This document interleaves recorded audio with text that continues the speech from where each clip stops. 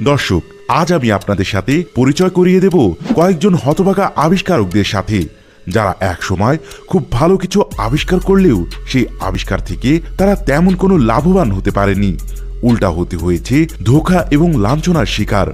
এর মধ্যে এমন অনেক আবিষ্কারক রয়েছে যারা হয়তো মিলিয়ন ডলারের আইডিয়া আবিষ্কার করেছে, কিন্তু তাদের পকেটে এক ফুটো পয়সাও জোটেনি। চলুন দর্শক, একে একে এমন 10 জন হতভাগা আবিষ্কারকের সাথে পরিচিত হই। নাম্বার 10, শেন চ্যান। শেন চ্যান এমন এক হতভাগা ব্যক্তি যে কিনা তার আবিষ্কার নিয়ে শুরুতে বেশ উল্লাসিত থাকলেও পরবর্তীতে নিদারুণ হতাশ হতে হয়েছে। বেইজিং এর এই অধিবাসী 2 চাকার স্কুটার তৈরি করেছিল, যার উপর ব্যালেন্স করে আপনি এক স্থান থেকে অন্য স্থানে যেতে পারবেন। এর নাম দেয়া হয়েছিল হোভারবোর্ড। শেন চ্যানের নামে এটি আবিষ্কারের প্যাটার্ন হিসেবে 2014 সালে নিবন্ধিত হয়। শেন চ্যান এই স্কুটারটিকে প্রায় $1000 বিক্রি করার জন্য মূল্য নির্ধারণ করেছিলেন, কারণ শেন চ্যান এটির মধ্যে কম দামি কোনো সস্তা যন্ত্রাংশ ব্যবহারের পক্ষপাতী ছিলেন না। কিন্তু শেন চ্যানের এটা আবিষ্কার করার পরেই অনেকেই এটার কিছুটা মডিফাই করে অন্য অনুকরণে আরও স্কুটার বানাতে থাকে, আর তিনি তাদেরকে তাদের তৈরি স্কুটারে সস্তা যন্ত্রাংশ সংযুক্ত করতে বিরত রাখতে পারেননি। শেন চ্যান তার কোম্পানিতে এরকম প্রায় 1000 খানেক স্কুটার তৈরি করেছে, কিন্তু মার্কেটে এখনো এমন মিলিয়ন মিলিয়ন স্কুটার পাওয়া যায়। এমনকি চীনে প্রায় 11,000 ফ্যাক্টরি আছে যারা শুধু এই স্কুটারই তৈরি করে, যার ফলে এটির দাম কমে কমে $100 থেকে $150 মধ্যে চলে এসেছে। তবে এই সস্তা স্কুটারগুলিতে অনেক সময় বিস্ফোরণ বা দুর্ঘটনা দেখা যায়, তবুও তারপরও সবাই এটি কিনে, কারণ সস্তা বলে কথা। আর এদিকে শেন চ্যানের বানানো স্কুটারগুলো কোনোভাবেই $300 নিচে তিনি বিক্রি করতে পারছিলেন না, কারণ এতে তার লোকসান গুনতে হবে। এই 2 চাকার স্কুটারটি আরো সস্তা করার জন্য বিভিন্ন ফ্যাক্টরিতে কাজ করা হচ্ছে। ধারণা করা হচ্ছে 2021 সালের মধ্যে এটি $1.8 বিলিয়ন মূল্যের শিল্প ইন্ডাস্ট্রি তৈরি করবে। আর তাই হতাশ হয়ে শেন চ্যান এখন এটি বানানো বাদ দিয়ে দিয়েছেন, আর তাই তার আবিষ্কার থেকে এখন আর কোনো অর্থ উপার্জনের সম্ভাবনাই নেই। মানুষ আসলে সস্তায় একই জিনিস পেলে দামি জিনিস কি আর কিনতে চায়? নাম্বার 9, জন ওয়ালকার। তালিকার 9 নম্বরে থাকা আরেকজন হতভাগা আবিষ্কারের নাম হচ্ছে জন ওয়ালকার। দর্শক, আপনি কি জানেন আমরা যে ম্যাচে ঘষে আগুন ধরাই, এই ম্যাচ কত সালে আবিষ্কৃত হয়েছে এবং কে তা আবিষ্কার করেছে? জি হ্যাঁ দর্শক, এটি জন ওয়ালকারের একটি আবিষ্কার, যা কিনা 1826 সালে তিনি আবিষ্কার করেছেন। জন ওয়ালকার একজন ফার্মাসিস্ট এবং আবিষ্কারক ছিলেন। ল্যাবে কিছু উপাদান নিয়ে পরীক্ষা করার সময় হুট করে সেখানে আগুন ধরে যায়। তখন তিনি বুঝতে পারেন এগুলোর সাহায্যে খুব সহজেই আগুন ধরানো যেতে পারে, এবং সেখানে যেসব উপাদান ছিল তার মধ্যে ছিল সালফার, অ্যান্টিমনি গাম এবং chloride of potash. British scientist Michael Faraday, যিনি কিনা ইলেকট্রোম্যাগনেটিক এবং ইলেকট্রোকেমিস্ট নিয়ে কাজ করতেন, তিনি ওয়ালকারকে পরামর্শ দেন তিনি যেন দ্রুত এই জিনিসের প্যাটার্ন করে ফেলেন। কিন্তু ওয়ালকার তখন এই ব্যাপারে রাজি হননি, কারণ তিনি ভেবেছিলেন এইভাবে আগুন ধরানোর পদ্ধতি সবার জন্য উন্মুক্তই থাকুক। এরপর স্যামুয়েল জোন্স নামের একজন লোক হুবহু এই একই উপাদান ব্যবহার করে লুসিফার নামে একটি ম্যাচ তৈরি করে, এবং চার্লস শারিয়া প্রথম ওয়ালকারের কনসেপ্ট অনুযায়ী ম্যাচ তৈরি করে পয়সা উপার্জন করতে শুরু করে। যদিও জন ওয়ালকার তখন প্রায় 250 ম্যাচ বিক্রি করতেন, কিন্তু পরবর্তীতে অন্যরা এটি তৈরি শুরু করলে তিনি তার বানানো ম্যাচগুলো আর বিক্রি করতে পারেননি। ধরুন, যদি পৃথিবীতে শতকরা একটি লোক বছরে মাত্র $1 ম্যাচের বক্সের মধ্যে 42টি ম্যাচ ব্যবহার করে, তবে এই পৃথিবীতে সবাই মিলে প্রতি বছর 300 বিলিয়ন ম্যাচ ব্যবহার করে। আর যদি ওয়ালকারের এই কনসেপ্ট ফ্রি না থাকতো, তবে তিনি বছরে প্রায় $7 মিলিয়ন আয় করতে পারতেন। ইস, বেচারা Walker. Number 8, Alexey Pajitnov. Alexey Pajitnov খুব জনপ্রিয় এবং বহুল ব্যবহৃত ভিডিও গেমসের মাধ্যমে পরিচিত। দর্শক, আমার মনে হয় আপনারা কম বেশি সবাই এই গেমটি একবার হলেও খেলে থাকবেন, যা আমাদের দেশে ব্রিক গেম নামে পরিচিত। একসময় এটা আমারও খুব পছন্দের একটি গেম ছিল, কারণ অলস সময় কাটানোর জন্য এমন ইনলেস গেমই তো দরকার। তবে এই গেমের আবিষ্কারক এটা আবিষ্কার করার পরে এটি নিয়ে আলাদা কোনো স্বীকারোক্তি না দেওয়ায় তিনি বিশাল মূল্যের অর্থ হাতছাড়া করেছেন। অ্যালেক্সি পাজিটনাভ 1984 সালে সোভিয়েতের কৃত্রিম বুদ্ধিমত্তা আবিষ্কার একাডেমির একজন গবেষক ছিলেন। কিভাবে বিনোদনের মাধ্যমে হার্ডওয়্যারের কাজ করা যায় এবং হার্ডওয়্যার টেস্ট করা যায়, তিনি সেই চেষ্টাই করতে থাকেন। তখন তিনি একটি অঙ্কের মতন জিনিস তৈরি করে, যেখানে আলাদা 5টি বড় বড় পিস থাকবে এবং প্রত্যেকটি পিসে 4টে করে ছোট ছোট পিস সংযুক্ত থাকবে, এবং এগুলো দিয়ে বক্সের মতন মেলাতে হবে। সে এটি থেকে একটি গেম আবিষ্কার করে, তার সহকর্মীদের জানায় এবং সহকর্মীরা অবাক হয়ে দেখে সত্যি এটি খুবই আকর্ষণীয় এবং এই গেম খেলার সময় নেশার মতন কাজ করে। এই গেমের নাম পরে ট্রেচার মিনো আর টেনিস মিলিয়ে টেট্রিস রাখা হয় এবং বিশ্ববাসীকে কম্পিউটার এবং কনসোলে খেলার জন্য উন্মুক্ত করে দেয়া হয়। তবে সোভিয়েত একাডেমি এই ধরনের প্যাটার্ন নিজের কাছে রেখে দেন। টেট্রিস আবিষ্কারের প্রায় 10 বছর পরে সেটা কোম্পানি নিজের নামে বাজারজাত করে। অ্যালেক্সির আবিষ্কার তখন দ্রুত আমেরিকা সহ অন্যান্য দেশে ছড়িয়ে পড়ে এবং এর লাইসেন্স প্রায় $40 মিলিয়ন বিক্রি করা হয়। কিন্তু হতভাগা অ্যালেক্সিকে এখান থেকে $1 দেওয়া হয়নি। 1996 সালে যদিও সোভিয়েত ইউনিয়নের পরাজয়ের পর এর প্যাটার্ন আবার অ্যালেক্সির কাছে চলে আসে, কিন্তু ততদিনে এই গেমটি অনেক পুরনো হয়ে গেছে আর টাকা আয় করার কোনো সুযোগও ছিল না। Number 7, ডেক্সু Inoue. 1979 সালে ডেক্সু ইনোয়ে 6 জন ব্যান্ড দলের একজন সদস্য ছিলেন এবং সেই দলে তিনি ড্রামস বাজাতেন। তারা খুব কমন কিছু টোন বাজাতো যার সাথে যে কেউ গলা মিলিয়ে গান গাইতে পারত।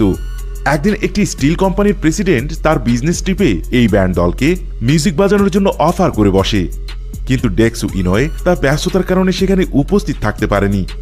তবে তিনি ব্যবসায়ীকে আগে থেকে রেকর্ড করা ড্রাম বাজানোর একটি টেপ দেন, যাতে সেই ব্যবসায়ী কলিগদের সাথে ক্যাসেটে গান বাজিয়ে সেই গান গাইতে পারে। তখন থেকেই তার মাথায় কারাওকের একটি মেশিন তৈরি করার ধারণা আসে। 1971 সালে সে তার কিছু বন্ধুদের সাথে মিলে 8 ট্র্যাকের একটি প্লেয়ারের সাথে অ্যাম্পলিফায়ার যুক্ত করে এবং এই মেশিনটি বারের মধ্যে নিয়ে যাওয়া হয় বাজানোর জন্য। আর এটিই ছিল ক্যারাওকে মেশিনের প্রথম মূল ধারণা। যদিও এই জিনিসটি তখন খুব জনপ্রিয়তা লাভ করেছিল, কিন্তু এর প্যাটার্ন তখনও তিনি পেতে সক্ষম হননি। এদিকে 1975 সালে ফিলিপিনো রবার্ট ডেল রোজারিও নামের একদিন তার নিজের তৈরি ক্যারাওকে মেশিনের প্যাটার্ন জমা দেন, যার নাম ছিল সিং অ্যালোন, এবং এটিকেই পরবর্তীতে বাজারজাত করা হয়। 2004 সালে ডেক্সু ইনোয়ে একটি এগ নোবেল প্রাইজ পান। মূলত এটি নোবেল প্রাইজকে ব্যঙ্গ করে আয়োজন করা হয়। এতে এই গায়ক আরো লজ্জায় পড়ে যান, আর এখন সারা বিশ্বেই গায়ক গায়িকা সহ সাধারণ মানুষের মধ্যে এই কারাওকে অনেক জনপ্রিয়, আর এর ইন্ডাস্ট্রির মূল্য $435 মিলিয়ন। একবার ভাবুন দর্শক, তিনি যদি এটি আবিষ্কার না করতেন তবে এই জিনিসের অস্তিত্ব কি থাকতো? অথচ এটি আবিষ্কার করে তিনি কোনো অর্থই আয় করতে পারেননি, বরঞ্চ তার প্যাটার্ন দেখে তৈরি করা ফিলিপিনো রবার্ট ডেল রোজারিও অনেক টাকা আয় করে নিয়েছে। Number 6, Walter hunt. 1834 সালে ওয়াল্টার হান্ট আমেরিকার প্রথম কার্যকরী সেলাই মেশিন তৈরি করে, কিন্তু তিনি এই মেশিন ব্যবহারের বিষয়ে বেশ দ্বিধাগ্রস্ত হয়ে পড়েন, কারণ তিনি এমন একটি মেশিন আবিষ্কার করে ফেলেছেন যার কারণে বহু মানুষ তাদের কাজ হারাবে, আর এই বিষয়টি তাকে খুব ভাবিয়ে তোলে। ফলাফল হিসেবে হান্টার তার মেশিনকে লুকিয়ে রাখে এবং পেটেন্ট করা থেকে বিরত থাকেন। 1844 সালে জন ফিশার নামের একজন ইংরেজের পরামর্শে তিনি তার সেই সেলাই যন্ত্রের নকশা পেটেন্টের জন্য আবেদন করেন, কিন্তু পেটেন্ট অফিসের কোনো এক জটিলতার কারণে তার নকশার পেটেন্ট পেতে ব্যর্থ হন।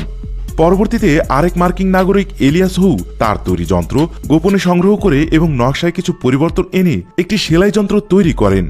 এলিয়াস তার সেই সেলাই যন্ত্রের নকশা বাণিজ্যিক উদ্দেশ্যে বিপণন করার জন্য ইংল্যান্ডে পাড়ি জমান। ইংল্যান্ডে বেশ কিছুদিন থাকার পরে তিনি তার নিজের দেশে ফেরত আসলে দেখতে পান তার অনুমতি ছাড়া অনেকেই তার নকশা ব্যবহার করে ইতিমধ্যে সেলাই মেশিন তৈরি করে ব্যবহার করছে। তাদের মধ্যে অন্যতম ছিলেন আইজাক মেরিট সিঙ্গার। অনুমতিবিহীন নকশা ব্যবহারের জন্য পরবর্তীতে হু তাকে আদালতে হাজির করে। এলিয়াস হুর কাছে পেটেন্ট থাকার কারণে তিনি মামলাটি জিতে যান এবং সিঙ্গারের কোম্পানির লভ্যাংশের একটি অংশ পান। কিন্তু অপরদিকে সেলাই মেশিন তৈরির প্রথম আবিষ্কারক তার আবিষ্কারের থেকে একটি পয়সাও কামাতে পারেননি। Number 5, Elisha Gray. Alexander Graham বেলকে আমরা সবাই চিনি টেলিফোন আবিষ্কারের জনক হিসেবে, কিন্তু আপনাকে যদি বলি টেলিফোন আবিষ্কারের পথিকৃৎ আরও একজন ব্যক্তি ছিল যার নাম এলিসা গ্রে, আর এই নামটি হয়তো আপনি আপনার জীবনে প্রথম শুনলেন, কিন্তু তার দুর্ভাগ্যের কথা শুনলে আপনিও আফসোস করতে ভুলবেন না। Elisha Gray Western Electric কোম্পানির একজন কো ফাউন্ডার ছিল।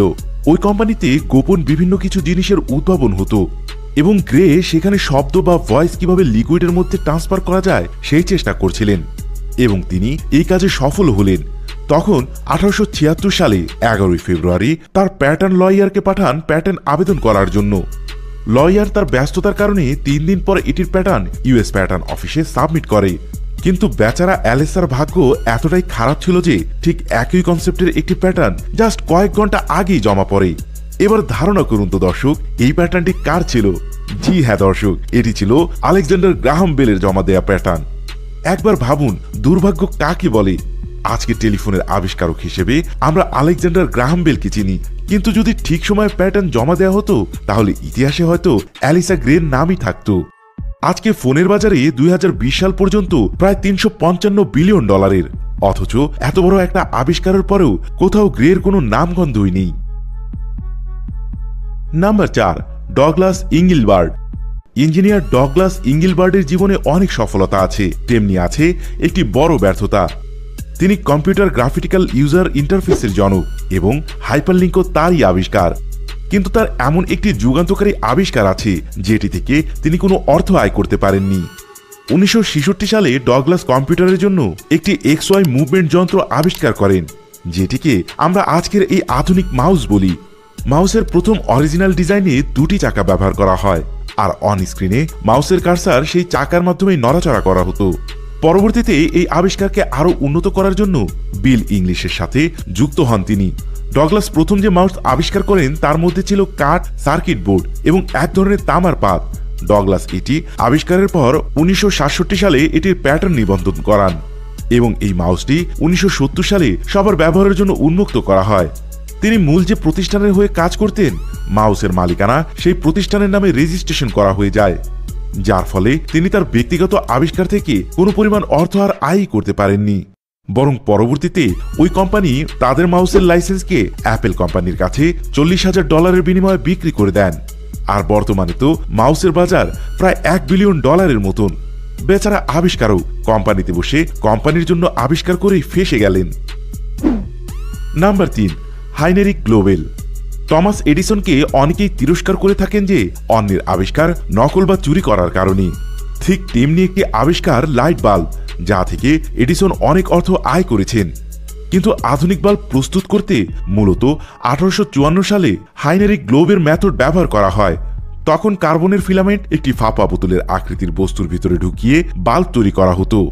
গ্লোব তার এই যুগান্তকারী আবিষ্কারের প্যাটার্ন নিবন্ধন করতে পারত, কিন্তু তখন টমাস এডিসন বলেন গ্লোবের এই আবিষ্কার কোনো কাজেই আসবে না, সুতরাং এটি প্যাটার্ন বা নিবন্ধন করে কোনো লাভই নেই। পরে 1893 সালে এডিসন নিজেই সেই মেথডকে খুব অল্প টাকায় গ্লোবের কাছ থেকে কিনে নেয়।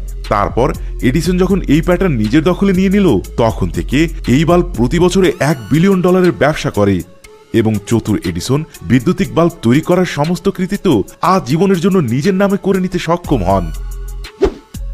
Number 2, Charles Francis Jenkins. Thomas এডিসনের বাল্ব আবিষ্কারের মাধ্যমে প্রজেক্টর আবিষ্কারের প্রাথমিক কিছু কাজ হয়তো করে ফেলেছিলেন, কিন্তু শুধুমাত্র বৈদ্যুতিক বাল্ব প্রজেক্টরের একমাত্র উপাদান নয়। সিনেমাতে ব্যবহৃত প্রজেক্টরগুলোর আবিষ্কারকের নাম যদি আপনি খুঁজতে যান, তবে অবশ্যই ফ্রান্সিসের নাম খুঁজে পাবেন। তিনি তখন এই প্রজেক্টটি আবিষ্কারের জন্য টমাস আরমানের আর্থিক সহায়তা নিয়েছিলেন এবং ফ্যান্টাস্কোপ নামের একটি প্রজেক্টর 1890 সালে তৈরিও করে ফেলেন। এদিকে টমাস এডিসন একই সময় এমন একটি প্রযুক্তি আবিষ্কার করেন যার নাম কাইনেটোস্কোপ, যা কন্টেইনারের মাধ্যমে খোলা চলমান কিছু ছবি দেখাতে পারত। কিন্তু জেনকিন্সের বানানো প্রজেক্টর সেই সময় স্মুথ এবং পরিষ্কার চলমান ছবি দেখাতে সক্ষম ছিল। কিন্তু বিপত্তি ঘটে এই প্রজেক্টরের প্যাটার্ন নিয়ে, কারণ জেনকিনসনের সাথে আরমানের বৈরিতা শুরু হয় এবং এরা দুজনেই একসাথে প্যাটার্ন দাবি করে বসে। কিন্তু একসময় জেনকিনসন তার ফ্যান্টাস্কোপের প্যাটার্নকে আরমানের কাছে $2,500 বিক্রি করে দেন। পরে আরমান এটি আরও একজন ব্যক্তির কাছে বিক্রি করে দেন। দর্শক, ধারণা করুন তো সেই ব্যক্তিটিকে। হ্যাঁ, ইনিই হচ্ছেন সেই টমাস এডিসন, যার কাছে আরমান পরবর্তীতে প্রজেক্টরের প্যাটার্নটি বিক্রি করে দেন। পরবর্তীতে এডিসন এই ফ্যান্টাস্কোপের উপর গবেষণা করে এবং এটিকে আরও উন্নত করে ভাইটোস্কোপ নামে তৈরি করে। জেনকিনসন যদিও তার এই বৈজ্ঞানিক আবিষ্কারের জন্য Franklin institute and science museum থেকে গোল্ড মেডেল অর্জন করে, কিন্তু বিশ্বে এখনও চলমান সবচেয়ে আয় করা বস্তুটি থেকে তিনি হয়তো তেমন কোনো অর্থই পাননি। 1920 সালে সিনেমা প্রযুক্তি প্রায় $5,000 মিলিয়ন ব্যবসা করে ফেলেছে, আর এখন তো এটি প্রায় $550 বিলিয়ন একটি ইন্ডাস্ট্রি। বলার অপেক্ষা রাখে না, এসব করেই টমাস এডিসন তখন সবচেয়ে ধনীর কাতারে চলে গিয়েছিল। Number 1, Catherine Hendigar. Catherine Hendigar একজন আমেরিকার ইঞ্জিনিয়ার, যে কিনা ফিটজেট স্পিনার আবিষ্কার করেছে।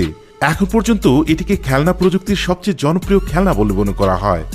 এটার আদি কাঠামো মূলত তৈরি করা হয়েছিল 1990 সালে একটা সাধারণ গোলচাকতিকে আঙুলের উপর ঘোরানোর মাধ্যমে।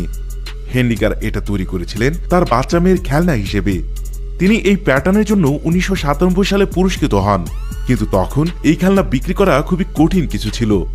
এদিকে প্রত্যেকটি প্যাটার্নের একটি বাৎসরিক চার্জ থাকে। 2005 সালে হেন্ডিগারের বার্ষিক ফি $400 পরিশোধ করতে ব্যর্থ হন, যার ফলে এই প্যাটার্নটি আর তার অধীনে থাকে না। কিন্তু অবিশ্বাস্যভাবে 2017 সালের দিকে ফিটজির স্পিনার বেশ জনপ্রিয় হয়ে যায়। তখন এটি আমেরিকা সহ বিভিন্ন উন্নত দেশ ঘুরে বাংলাদেশেও প্রচুর ব্যবহৃত হচ্ছে। যদিও নতুন বানানো ফিটজি স্পিনার একটু জটিলভাবেই তৈরি করা হয়েছে, তবুও প্রাথমিক ধারণার জনক হেন্ড্রিগারকেই বলতে হবে। এখন এই ফিটজি স্পিনার প্রায় $5,000 মিলিয়ন বাণিজ্য করছে। বেচারা যদি তখন এই প্যাটার্ন ধরে রাখত, তাহলে আজ তার টাকার কোনো অভাবই হতো না। প্রিয় দর্শক, এই ছিল আমাদের আজকের আয়োজন। আপনার কাছে কোন আবিষ্কারককে সবচেয়ে বেশি হতভাগা বলে মনে হয়েছে তা আমাদের কমেন্ট করে জানাতে ভুলবেন না অবশ্যই। ভিডিওটি যদি ভালো লেগে থাকে তাহলে অবশ্যই লাইকে ক্লিক করুন। আর আরও এমন রহস্য, রোমাঞ্চ এবং মজার সব ভিডিও পেতে আমাদের চ্যানেলটি সাবস্ক্রাইব করার পর